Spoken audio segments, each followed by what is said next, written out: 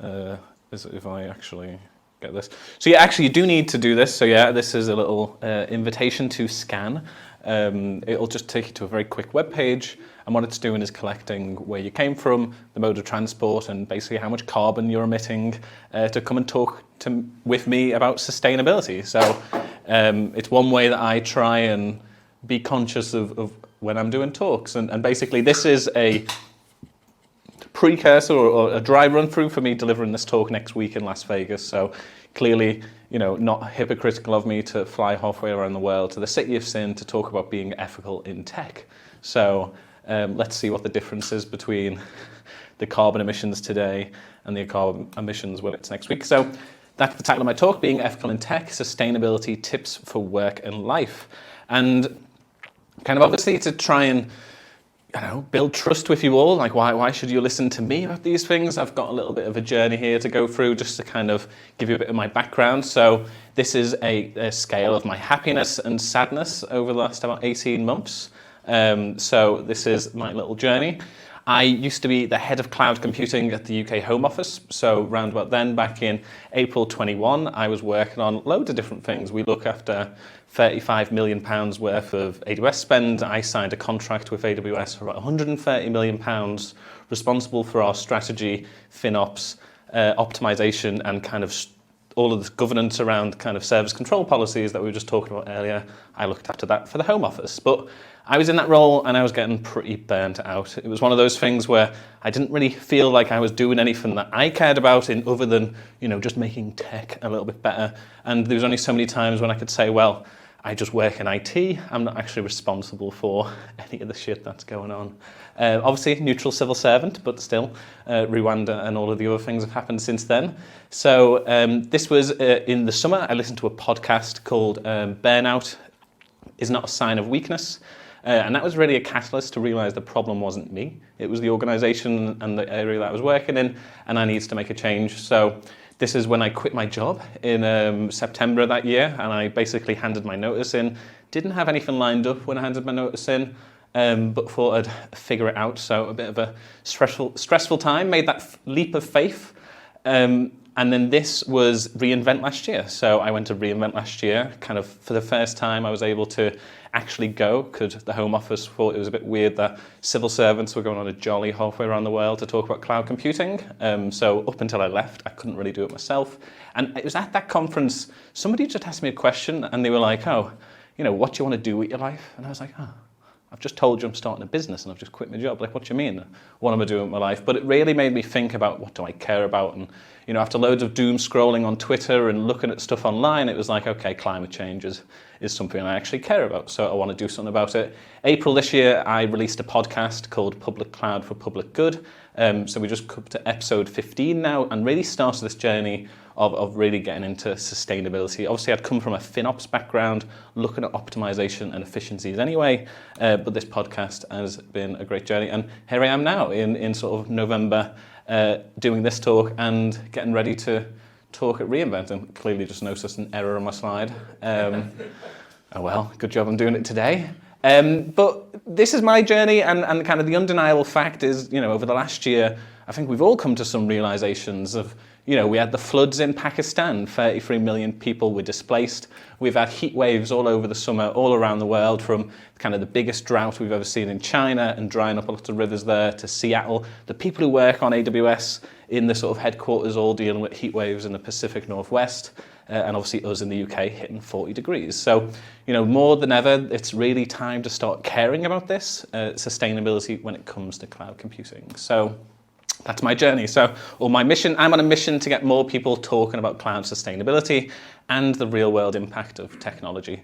One of the things that most people aren't aware of is that when it comes to the cloud, the internet and cloud computing is responsible for over 4% of the world's carbon emissions. So every 1 in 20 kind of tons of CO2, or 1 in 25 tons of CO2 on this planet is going towards kind of feeding our need for the internet and Twitter and TikTok videos. And that's expected to double by 2030.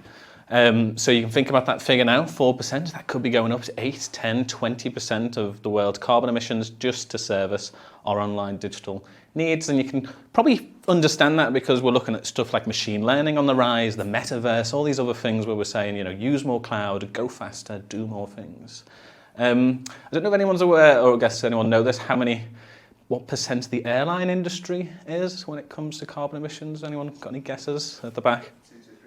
2 to 3%, you're right, yes. So, we all know the idea of flying is probably not good for the world. I'm already kind of a bit self-conscious about going over to the US to do this talk. But at the same time, we don't have a conversation about, well, what about the impact of digital and our phones and all the applications that we use?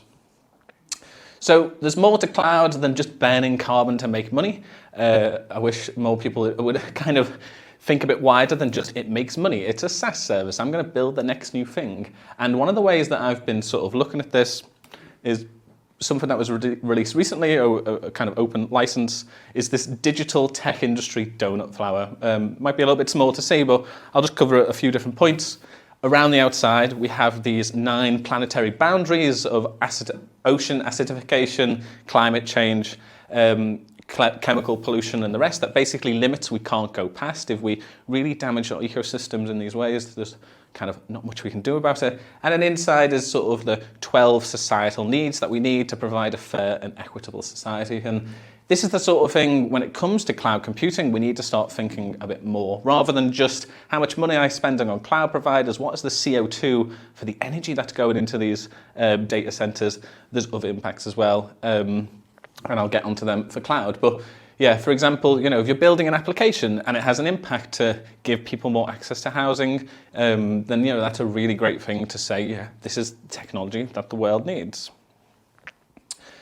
And the real world impact of data centers is actually a reality. Up until, I guess, the last few years, we've not really seen kind of the impact of hyperscale data centers. If you really think back 10, 15 years ago, these things never existed. We didn't have to have this concentration of kind of electronic use on the energy grid.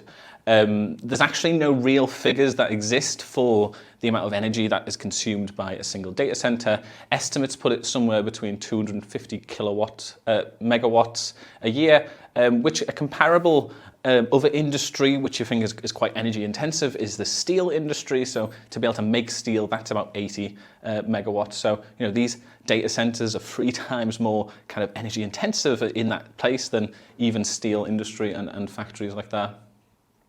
And this is a really important point. In London, house building will be reduced by 10% over the next 8 years due to 3 London borough councils not being able to approve any new house building projects due to the strain on the energy grid off the M4. So because Azure, AWS, Google and all those people are putting their data centers near to London, I guess for people to access it for work and obviously have that London region, it is having a real world impact. And to be honest, if you think about London, I mean, Manchester's bad enough. It's probably housing and access to housing and cheap housing is probably the top of people's list of the problems they care about. So to see it prioritized for data centers when we all need places to live, it's not a great thing.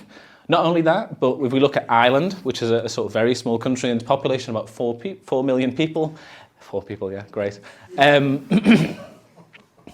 Data centers could use about 70% of Ireland's electricity by 2030. So if all of the different data centers that are either already had planning permission approved or all of the data center applications that were in the system right now were approved and met their capacities, 70% of the energy used in Ireland would be for the internet and these data centers.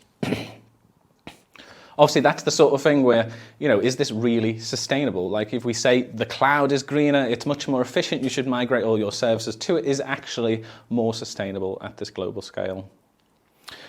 At the end of the day, this is something that I came across recently in a few conversations, and it really describes this quite well. So Jevons paradox occurs when technological progress increases the efficiency which a resource is used, but the falling cost of use increases its demand, basically negating reductions in resource uses. So, back in 2017, we all agreed that 1.5 degrees carbon was the limit that we were going to go to. We're going to decarbonize all of our industries and change the way that we live.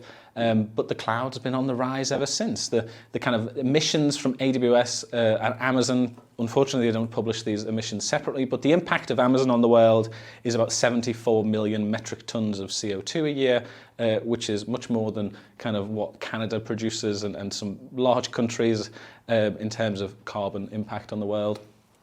This is an example of how kind of technology and the cloud drives this sort of energy use. So on here you can see YouTube and Netflix as two big things that probably wouldn't exist without cloud enabling it. Without all of this technology that we've developed, YouTube wouldn't be able to use Google Cloud. Sorry, I should say, without Google Cloud, Google wouldn't be able to really deliver something like YouTube to this scale.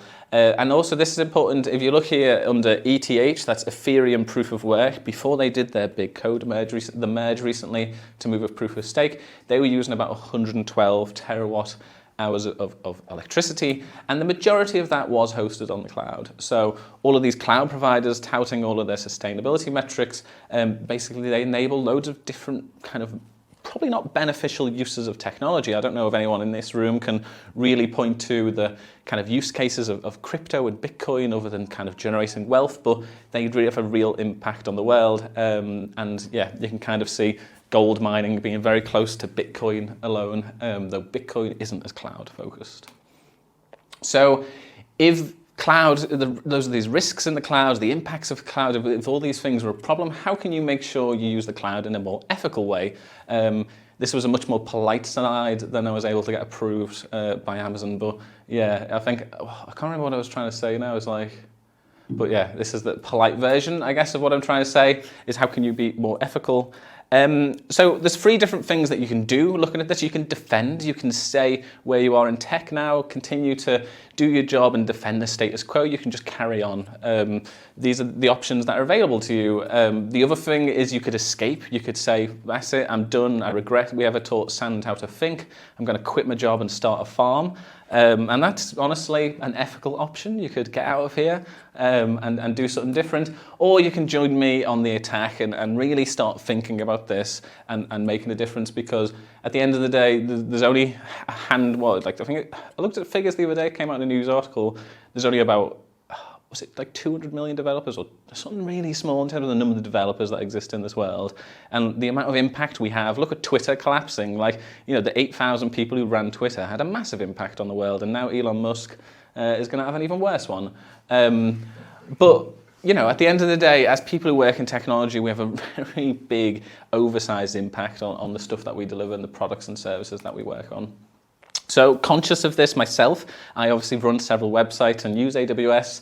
I tried to look at what Amazon would help me do to understand my carbon emissions. This is a wonderful screenshot of the portal, which basically showed I used fuck all carbon, which obviously isn't true. I've been running a website on AWS, and I currently have 5 websites on there. But basically, because either the emissions are so low, or because I host my services mostly in the London and EU regions, they say it's offset. So you can see an example of this is your path to 100% renewable energy. You are basically either using no carbon right now, but if I was using carbon, this graph, it really pisses me off. This graph, if I was using some carbon, let's say that was 10 over there, every Amazon account has this graph to show that by 2025, that'll get down to 0. But that can't be the case. There's no way that we're going to become carbon neutral over the next 3 years, but these graphs only show scope 1 and 2 emissions. So if you're not familiar with that concept, let's go through it. So when you're understanding CO2 emissions, scope 1 is anything that you burn. So that's gasoline and diesel and fuel. So a lot of cloud providers will do this because they've got actual backup generators that they have to run. Sometimes they run them hot just in case that there's changes on the grid or they need to basically run them. And then scope 2 is the electricity emissions and making sure that's renewable. So obviously that's where Amazon is focusing all of the content on the in that tool, the customer carbon footprint tool. Scope 3 is everything else, basically. So for Amazon, that is the concrete that goes into the data centers, the servers that they buy and build, the silicon that goes into it, the water that gets consumed, and everything else that is basically has an impact on the world. The data centers don't just pop up out of the ground carbon neutral. So yeah, one way of thinking about this, and the problem is if you look at a pint of Guinness, scope 1 and 2 emissions is the froth on the top. So when we look at the impact again on all these things in the world, the energy consumption is about 10 to 15% of the overall carbon impact, and the 85% we have to go is the scope 3. So if you are an Amazon customer or use a lot of AWS right now, you can't see any of this Guinness. You can see a little bit of the froth at the top if you're lucky. So for me, I obviously wanted to try and do a little bit more here, and I want to help other people figure out how can they do this for themselves. So I've been looking at something called the Cloud Carbon Footprint tool. It's an open source tool which basically allows you to deploy a system which kind of comes up with better CO2 estimates, and all importantly, it includes scope-free emissions as well. There's a little bit of information here of how they kind of calculate that, but there's kind of kilowatt hours, there's the power usage effectiveness of the data centers, and there's grid emissions as well. So the actual emissions that come from where those data centers are based, but they've also got these embodied emissions, and that's where kind of a lot of this scope-free information is coming through, is the manufacturing of the data centers. And unfortunately, a lot of this data isn't available, so there's some fudges in here, but at least it's a baseline for now, and it's a picture. So I then looked at using the CCF, and I've been working with a company called Green Pixie. I guess kind of in all, what's the right word? Transparency. I'm a startup advisor for this startup. I don't own it, but I do have shares, and kind of help them with some things. So slight plug, but they're doing some really great things. So Green Pixie were able to work with me and using the CCF metrics to basically enrich the care file. So if you're not familiar with the care file, it's called the cost and usage report inside the AWS account. And this basically tracks hourly what you use and what you spend. And it's actually probably one of the most amazing pieces of the AWS system, because this tracks every single thing in your account down to the millisecond invocation time of all your Lambda functions, just so they can charge you for it. Clearly, there's a benefit for them to build this technology because they can bill you for it, and this is how they bill you for the rest of the services. But as you can see, their attempt at all of this carbon stuff has not been as, I guess, concrete, and I don't know why, but maybe it's because they can't charge you for carbon. It'd make them look a bit bad, and to be honest, I just find it fascinating. They can't show me how many tons of CO2 I'm using, but we can get down to that as Lambda functions. So we took the care file and we enriched it. So kind of Green Pixie did a lot of the work, and they basically put the changes back into my bucket.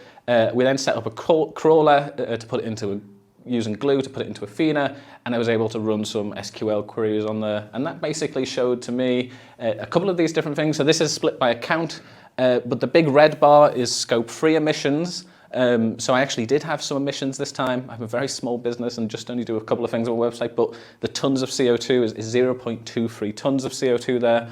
But you can see the difference between scope 3 and scope 1 and 2.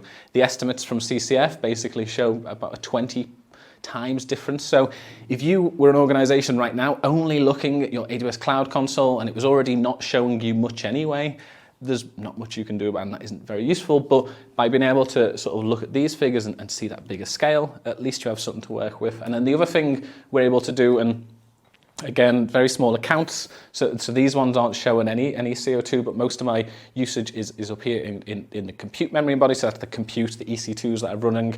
Cost, which unfortunately is a bit of the fudge when it comes to this calculation. The cloud providers themselves don't provide this line level CO2 emissions. Like I said, they do lots of things in that care file and with the cost and billing, but they don't show CO2.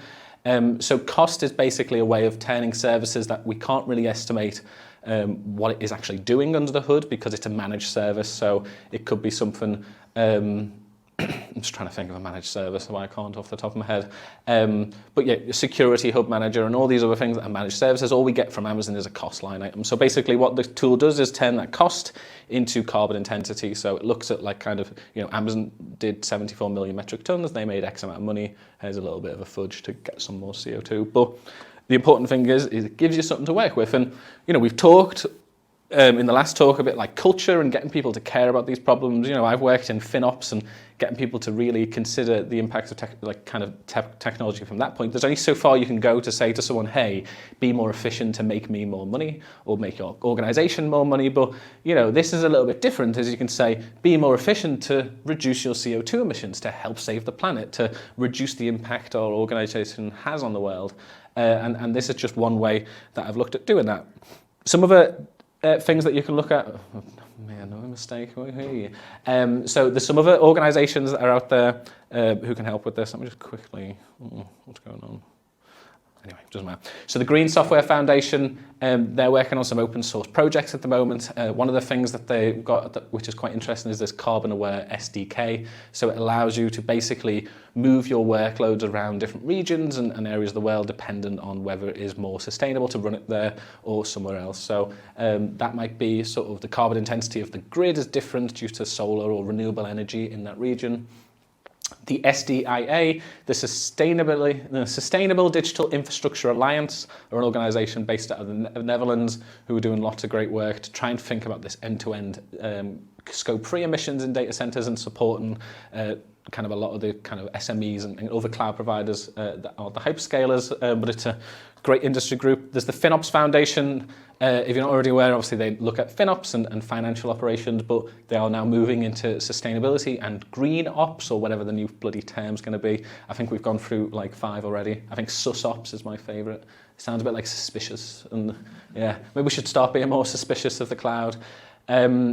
So yeah, FinOps Foundation, I helped them write some of their stuff. They've got a section on sustainability, the intersection of digital sustainability and FinOps, which I'm on the working group for. And then obviously there's the cloud carbon footprint, which I've already mentioned. So these are areas and things you can already go and find and learn more, not just kind of what I'm telling you tonight, but here's some kind of more other things to think about and kind of just leave you with a few points. So for work, you need to think more than just profit. What is the purpose of the thing that you're building and the real world impact? For me and my organisation, because I help other people reduce their carbon emissions, I can almost say, well, at least anything I'm building is helping us get towards that. Even that little fun TypeScript tool to capture all that carbon is just, something that obviously is hosted online, but it's got an impact and a purpose. Focus on sustainability. Obviously, one of the things we've probably all heard about, or AWS, if you do follow them as much as me, is one of the things they always say is, security is job zero. We should always focus on security at the top of the list of our requirements. I'm honestly saying we should probably start thinking about sustainability as if not the top to save the planet, or at least up there right after security, because when you look at sustainability and you're building services more efficiently, you have these other like second order effects. Like, for security, you've deleted loads more data, you've got less customer information. So if there ever is an impact or a hack, the blast radius is reduced. Like, it does have security benefits to be more efficient. And obviously going back into FinOps as well, it's going to save you money on your cloud spending.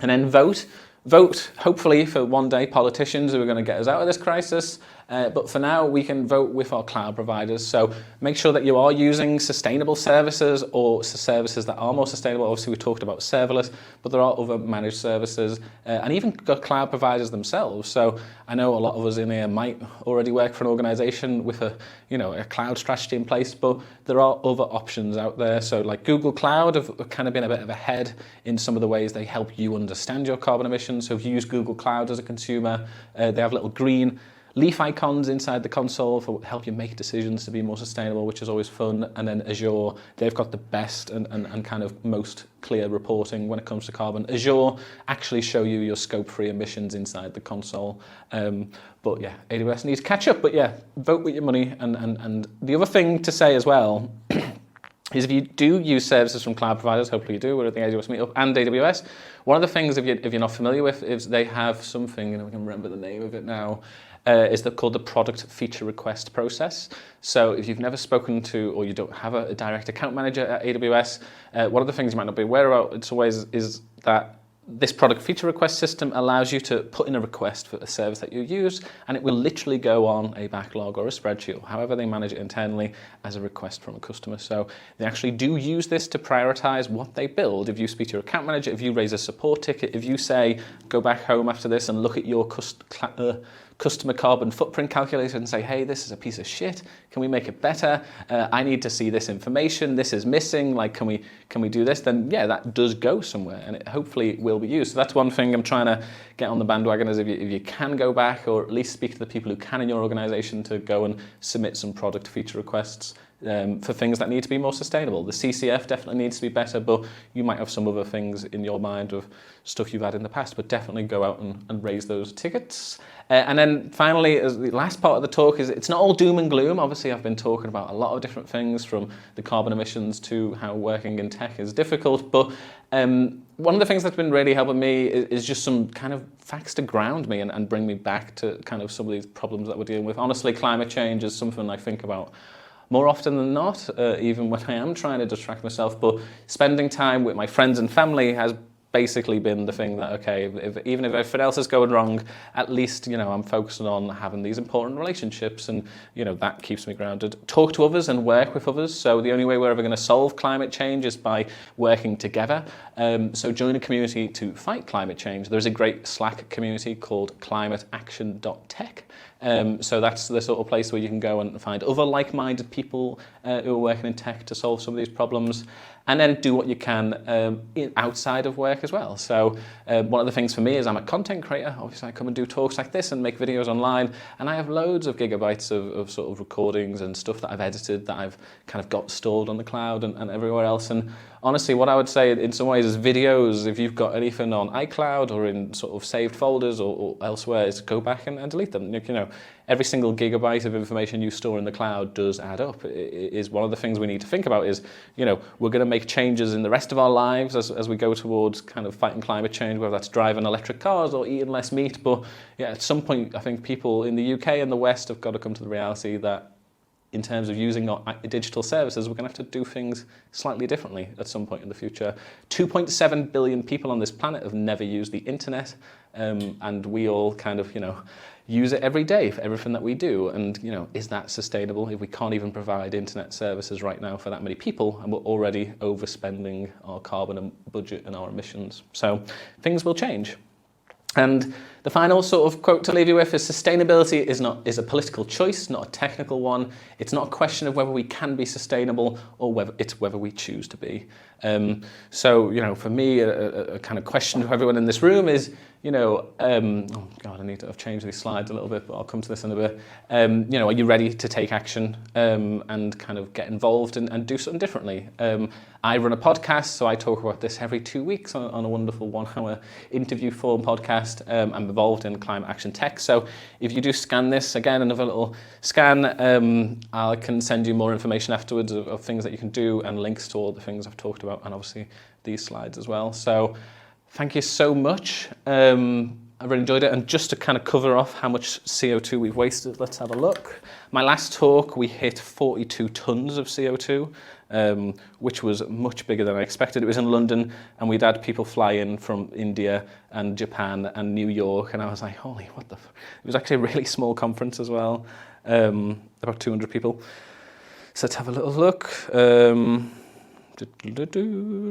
Just trying to see, here we go. So we've had about 25 submissions, which isn't too bad. No one flew here, thank God. The amount of CO2 that we emitted was 70 kilograms for driving and 38 kilograms for the plane and 2 from buses. So kind of quite a small amount relatively, but yeah, 42 tons at my last event in London, and to be honest, I'm really afraid for Vegas, because I'm assuming everyone's going to be flying in, and even myself, so yeah. And then this is the final one. If you do want to keep in touch and follow me on Twitter, this is also another link. So I guess I'll open up for questions from anyone. Super. Well, I think round of applause first. Thank you very much.